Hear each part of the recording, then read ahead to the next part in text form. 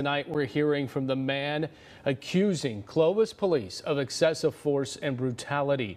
28-year-old Jamal Jones says officers unnecessarily used a canine to take him down during a traffic stop last May. We do want to warn you that some of this footage is very graphic, and our Catherine Phillips is joining us in studio tonight. Catherine, what does the department's policy say about the canines? Well, Clovis police do have a very extensive canine policy specifying exactly when canines are allowed to be used during an arrest. However, the alleged victim's lawyers say he shouldn't have even been pulled over in the first place. Watch out. You're gonna get bit. Nearly a year ago, on May 3rd, 2021, Jamal Jones was stopped by Clovis police just before midnight on Ashland and Willow. Clovis police say Jones had tinted windows and an expired car registration. They had first spotted him in Clovis and followed him into Fresno. Once they ran his information, police saw red flags. Jones had prior arrests for resisting arrest as well as weapons and kidnapping charges. They also say he had a gang-related tattoo. At one point during the stop, officers notice a gun tucked under the car's seat. Officers then tell Jones not to move. You reach for it, you're gonna get shot. You understand? I'm not reaching for anything, sir. The body camera video then shows officers grabbing the gun and then forcing Jones from the car.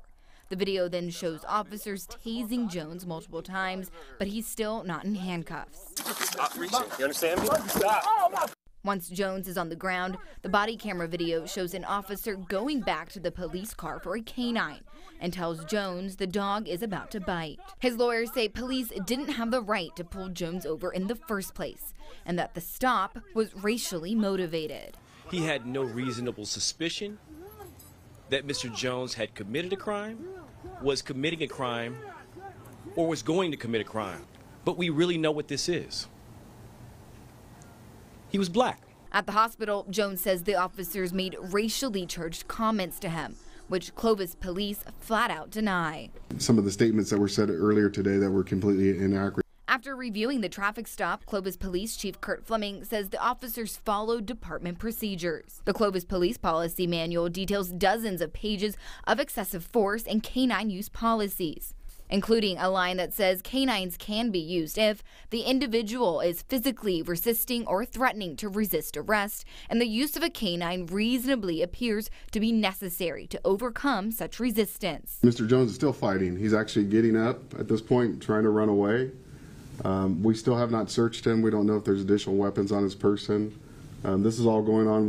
You have 3 or 4 officers engaged with him. The canine applied to his leg, and he's still trying to get away. But his lawyers argue against that point. He's on the ground complying at all times. There is no reason to get the canine to now come and bite, ripping the flesh from Mr. Jones's leg. These photos of Jones show just how injured he was following the attack. He says he now needs a cane to walk. Jones's lawsuit is alleging emotional damages and financial damages due to loss of work.